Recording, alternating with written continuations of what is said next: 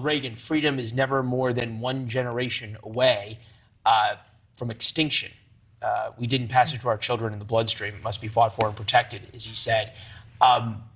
Probably didn't realize how true it was going to be just 20 years later here in the United States. Kelly Meyer has been up on Capitol Hill.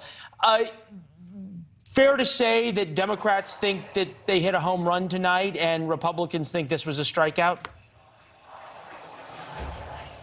I would say so, and we caught up with Congressman Adam Schiff here outside, and he told me that he hopes that Americans were listening with an open mind. But then we also caught up with some Republicans. Obviously, there were 2 Republicans on the committee, but another Republican who was just wandering through the halls returning back here from an awards ceremony who obviously wasn't tuning in. But, where we are standing now, we're just steps away from the hearing room, and we popped inside, and much of the room, just to give you a glimpse, much of it was for media. There was plenty of desks for the media. Obviously, there was the committee and the witness table, and then there was some space for members, mostly Democratic members, to attend with their staff. Our producer Alex Rhodes was inside and said some of those members were crying as the video was being played. These were members that were inside the House chamber on January 6th. She also says she heard some audible gasps when Republican Vice Chair Liz Cheney came out and slammed her Republican colleagues who support Donald Trump.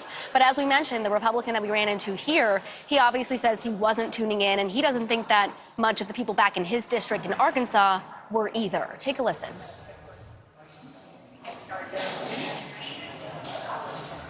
People who are on have lower incomes and are on fixed incomes back in my district in Arkansas, they're not thinking about January 6th. They're thinking about $6 a gallon gasoline. They're thinking about how are they going to buy gas and buy food and meet their basic necessities.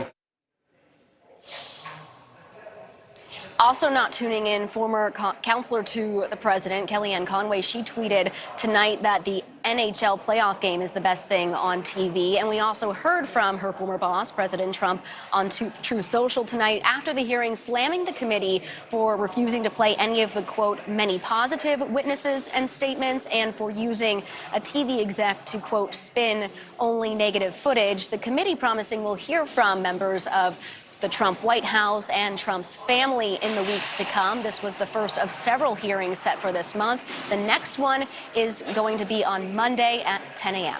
So much more of this, you guys.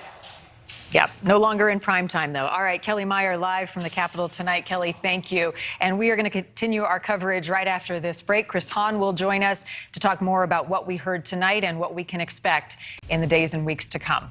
Thank you for watching. Go to newsnationnow.com to find News Nation on your television provider. And don't forget to click the red subscribe button below to get more of News Nation's fact-driven, unbiased coverage.